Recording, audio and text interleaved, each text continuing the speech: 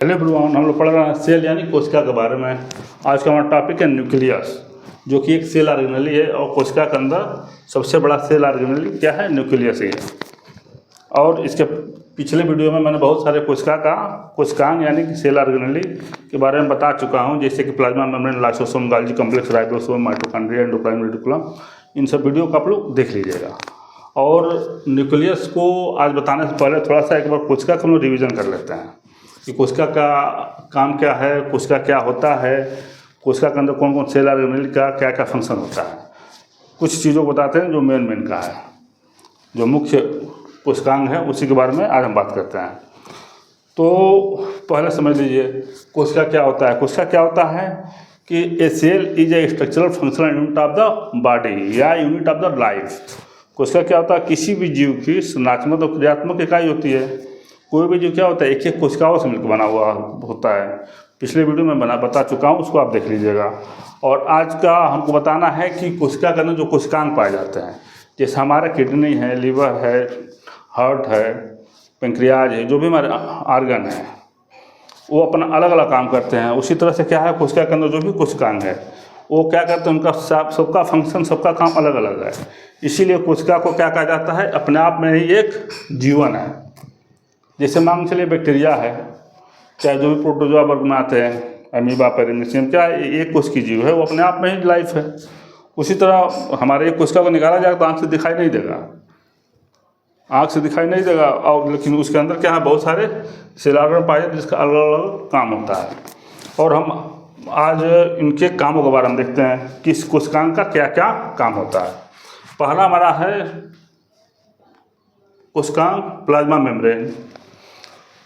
इसको cell membrane भी कहते हैं। इसका काम क्या है? प्रोटेक्शन का काम है। प्रोटेक्शन मतलब कि प्लाज्मा मेम्ब्रेन क्या है, कोशिका को चारों तरफ से घिरी रहती है।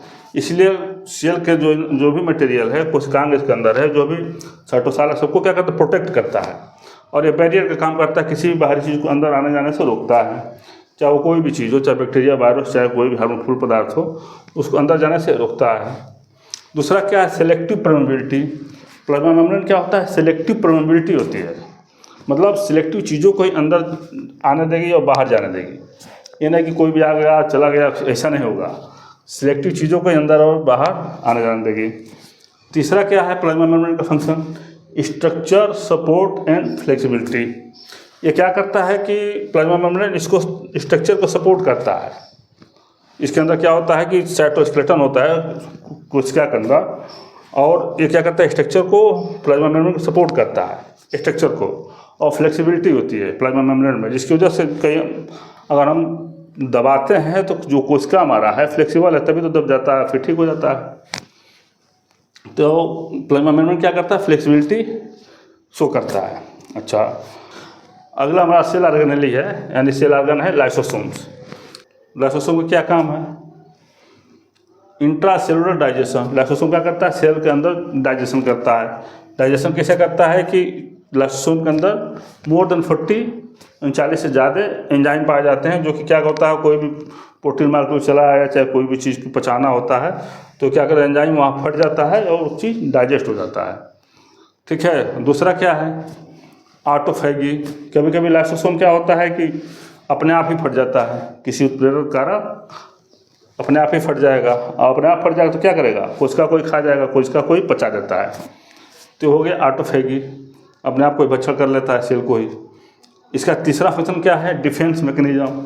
लाइसोसोम का डिफेंस मैकेनिज्म क्या है कि कोई भी बैक्टीरिया, वायरस अगर कोशिका के अंदर चला आया तो लाइसोसोम वहाँ जाता है और उसके पास फट जाता है, और उसका जो एंजाइम होता है बैक्टीरिया वायरस को पचा के ख़त्म कर देता है।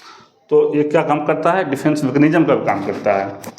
अगला हमारा टॉपिक है, यानी कि सेल ऑर्गेनेली है, गोल्गी अपरेटस। गोल्गी अपरेटस का काम क्या है? Sorting and packaging. ये क्या करता है कि प्रोटीन को, फैट को, अलग अलग तरह की चीज़ों को क्या करता है? अलग अलग पैकिंग करके, छटाई करता है, छाट करके, पैकेजिंग करके अलग अलग जगह पहुंचा देता है। इसका गोल्गी अपरेटस का दूसरा फंक्शन क्या है? Formation of lysosome. Golgi apparatus हमारा गोल्गी का है, ये क्या करता है? लाइसोसोम का भी यही फॉर्मेशन करता है। लाइसोसोम का निर्माण कौन करता है? गोल्गी अपरेटस ही करता है। गोल्गी का अगला फंक्शन क्या है? Lipid transport and packaging. ये क्या करता है, लिपिड को भी ट्रांसपोर्ट करता है पैक करके, और कहाँ भेजना है लिपिड को, किस जगह प्रोटीन को भेजना है, ये सब काम करता है। और ट्रैफिकिंग का काम करता है, मतलब जैसे ट्रैफिक पुलिस होते हैं ना कि किसको गाड़ी किधर भेजना होता है, उसी तरह से ये भी क्या काम करता है, गोल्जी कॉम्प्लेक्स पैकिंग करता है और पैकिंग करके उसको कहाँ किसको भेजना है ये डिसाइड करके भेज देता है। अगला हमारा सेल ऑर्गेनेल है राइबोसोम्स। राइबोसोम्स का क्या काम है, प्रोटीन सिंथेसिस। राइबोसोम का मेन काम क्या है, मुख्य काम होता है प्रोटीन का निर्माण करना, नया नया प्रोटीन का निर्माण करता है, जिससे हमारी बॉडी का नया नया स्ट्रक्चर, जैसे नया नया कलर चाहे नया नया फंक्शन, राइबोसोम को प्रोटीन के निर्माण को जैसे ही होता है, जिस तरह का प्रोटीन होता है उस तरह का बॉडी का स्ट्रक्चर बनता है। अगला इसका क्या फंक्शन है, डिकोडिंग mRNA।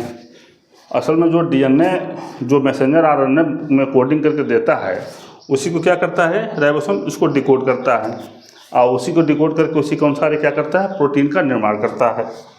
राइबोसोम का तीसरा फंक्शन क्या है, पेप्टाइड बॉन्ड फॉर्मेशन। जब कई अमीनो एसिड को जोड़ करके प्रोटीन बनाता है राइबोसोम, तो उसमें क्या करता है, पेप्टाइड बॉन्ड का फॉर्मेशन करता है, निर्माण करता है। पेप्टाइड बॉन्ड के द्वारा ही प्रोटीन का निर्माण होता है। अगला हमारा सेल ऑर्गेनेल है एंडोप्लाज्मिक रेटिकुलम। इसका पहला फंक्शन क्या है, protein synthesis rough endoplasmic reticulum के साथ। चूँकि रफ एंडोप्लाज्मिक रेटिकुलम में क्या होता है कि राइबोसोम चिपका रहता है। जब राइबोसोम चिपका रहता है एंडोप्लाज्मिक रेटिकुलम के साथ, तो इसे चिपक कर क्या करता है, प्रोटीन का सिंथेसिस करता है, प्रोटीन का निर्माण करता है। दूसरा फंक्शन क्या है एंडोप्लाज्मिक रेटिकुलम का, lipid synthesis by smooth endoplasmic reticulum के द्वारा। जो इसका स्मूथ एंडोप्लाज्मिक रेटिकुलम होता है, जिस पर राइबोसोम नहीं चिपका होता है, वहाँ क्या करता है, लिपिड सिंथेसिस करता है, फैट का फॉर्मेशन करता है, फैट का सिंथेसिस करता है। उसके बाद इसका अगला फंक्शन क्या है, डिटॉक्सिफिकेशन। कोई अगर टॉक्सिक मटेरियल चला आता है सेल में, तो उस टॉक्सिक मटेरियल को भी डिटॉक्सिफाई करता है। अगला हमारा सेल ऑर्गेनेल है माइटोकॉन्ड्रिया। माइटोकॉन्ड्रिया सबको पता है, किसको हम क्या करते हैं, power house of the cell. Mitochondria का पहला फंक्शन क्या है, एटीपी प्रोडक्शन। मतलब जो भी हम ऊर्जा का इस्तेमाल कर रहे हैं एटीपी के रूप में ही इस्तेमाल कर रहे हैं, और एटीपी का निर्माण कहाँ होता है, माइटोकॉन्ड्रिया में होता है। इसलिए अगला इसका फंक्शन क्या है, हीट प्रोडक्शन। जब एटीपी का निर्माण होगा, एटीपी जब टूटेगा, ऊर्जा का हम उपयोग करेंगे, तो क्या होगा, हीट का प्रोडक्शन होगा, हीट का निर्माण होता है। माइटोकॉन्ड्रिया का अगला फंक्शन क्या है, मेटाबॉलिक रेगुलेशन। ये मेटाबॉलिक रेगुलेशन को भी काम करता है, जैसे कि मेटाबॉलिक को कैटाबॉलिक एनाबॉलिक भागों में डिवाइड किया गया है, ये दोनों का फंक्शन करता है। तो ये क्या काम करता है, मेटाबॉलिक रेगुलेशन का काम करता है।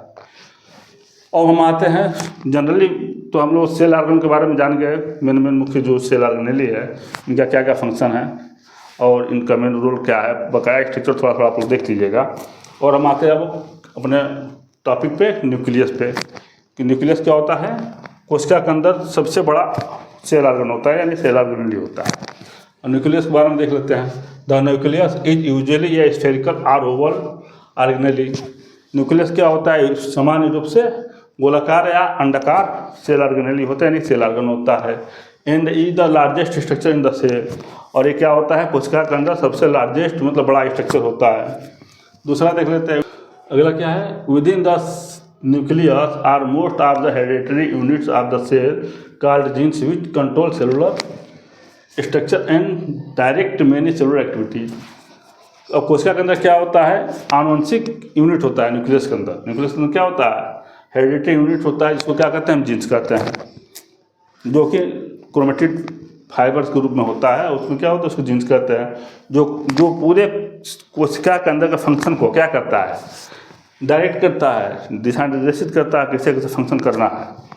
ठीक है। अगला क्या है, ह्यूमन सोमैटिक बॉडी सेल्स है 46 क्रोमोसोम। जो हमारी बॉडी सेल्स होती है, ह्यूमन की बॉडी सेल्स होती है, इसमें क्या होता है, 46 गुणसूत्र होते हैं, 23 जनरेटेड फ्रॉम ईच पेरेंट्स, जिसमें से 46 में से 23 क्या होता है, प्रत्येक या तो माता से या तो पिता से 23 होता है, और दोनों मिलकर क्या होता है, 46 गुणसूत्र हो जाते हैं। अगला क्या है, most body cell contain a nucleus although some such as mature red blood cells do not. Most body cell क्या होता है, कंटेन एक न्यूक्लियस होता है जरूर, लेकिन रेड ब्लड सेल्स में क्या होता है, न्यूक्लियस नहीं पाया जाता है। Skeletal muscle cells and a few other sales contain several nuclei. Skeletal muscles है चाहे कई और भी सेल्स हैं जिसमें क्या होता है, कई न्यूक्लियस पाए जाते हैं, कई न्यूक्लियाई पाए जाते हैं। अगला देख लेते हैं, A double membrane card the nuclear envelope. जो डबल मेम्ब्रेन है, जो न्यूक्लियस के चारों तरफ जो मेम्ब्रेन है, इसको क्या कहता है, न्यूक्लियर इन्वेलप कहते हैं। क्या होता है, डबल मेम्ब्रेन होते हैं। Card the nuclear envelope separate the nucleus from the cytoplasm. अब ये न्यूक्लियर इन्वेलप क्या करता है, साइटोप्लाज्म और न्यूक्लियस को क्या करता है, एक दूसरे से अलग करता है। इस न्यूक्लियस का में पाए क्या कहा जाते हैं, इसमें क्या आता है, न्यूक्लियोलस पाया जाता है, क्रोमेटिन फाइबर्स पाए जाते हैं जो सेल डिवीजन के समय कंडेंस हो जाते हैं, संकुचित होकर क्या बनते हैं, क्रोमोसोम में बन जाते हैं। अच्छा, उसके बाद इसमें जो भी लिक्विड भरा होता है इसको क्या कहते हैं, न्यूक्लियोप्लाज्म कहते हैं। न्यूक्लियर इन्वेलप में बीच बीच में क्या होता है, छिद्र होता है, पोर होता है, उसको क्या कहते हैं, न्यूक्लियर पोर कहते हैं। और पूरे मेम्ब्रेन को क्या कहते हैं, न्यूक्लियर इन्वेलप कहते हैं। अब न्यूक्लियर फंक्शन क्या है, पहला फंक्शन है जेनेटिक स्टोरेज। ये क्या करता है, जेनेटिक स्टोरेज मतलब जो भी हमारे जेनेटिक मटेरियल होता है, आनुवंशिक मटेरियल तो उसका क्या करता है, स्टोर करता है। इसे क्रोमेटिन फाइबर्स के रूप में स्टोर करता है। और जब सेल डिवीजन का समय होता है तो उस समय क्या होता है, न्यूक्लियर मेम्ब्रेन डिजॉल्व हो जाता है और जो क्रोमेटिन फाइबर होता है एक क्रोमोसोम में चेंज हो जाते हैं। जैसे क्रोमोसोम कैसे होते हैं, क्रोमोसोम में दो तरफ हो जाते हैं, इसको क्या कहते हैं, एक सिंगल को क्या कहते हैं, क्रोमेटिड कहते हैं, और एक पेयर हो गया, ये हो गया क्रोमोसोम। ठीक है, तो ये क्या करता है, जेनेटिक स्टोरेज का काम करता है न्यूक्लियस। दूसरा क्या है, जीन रेगुलेशन, जीन को रेगुलेट करता है, एक पीढ़ी से दूसरे पीढ़ी में रेगुलेशन का यही काम करता है। कौन काम करता है, न्यूक्लियस काम करता है। तीसरा क्या है, डीएनए रेप्लिकेशन, जो डीएनए है हमारी जेनेटिक मटेरियल क्रोमेटिड फाइबर, इनको क्या करता है, रेप्लिकेशन काम करता है, 1 से 2 में बदलने का काम यही करता है, रेप्लिकेशन नहीं होता है। जब क्या होता है, सेल डिवीजन होता है, उसी समय कंडेंस होकर के पर सबसे पहले क्या होते हैं, क्रोमोसोम क्या होते हैं, 1 से 2 में टूट करके और रेप्लिकेट होते हैं, उसी के सेम नंबर का दूसरा क्रोमोसोम बन जाता है और 2 डॉटर सेल्स में चले जाते हैं। तीसरा क्या है, डीएनए रेप्लिकेशन बता दिए। चौथा क्या है, राइबोसोम प्रोडक्शन। न्यूक्लियस क्या करता है, राइबोसोम का प्रोडक्शन भी करता है, जिससे जिसमें न्यूक्लियोलस होता है ये राइबोसोम के असेंबली का काम करता है, इसलिए इसको राइबोसोम का प्रोडक्शन कहते हैं। चौथा क्या है, मॉलिक्यूल ट्रांसपोर्ट। अब ये क्या करता है, जो न्यूक्लियर पोर होता है, इस प्लाज्मा मेम्ब्रेन के जो चैनल होते हैं इससे 10 टाइम्स यानी 10 गुना बड़ा होता है, छिद्र जो होता है, पोर होता है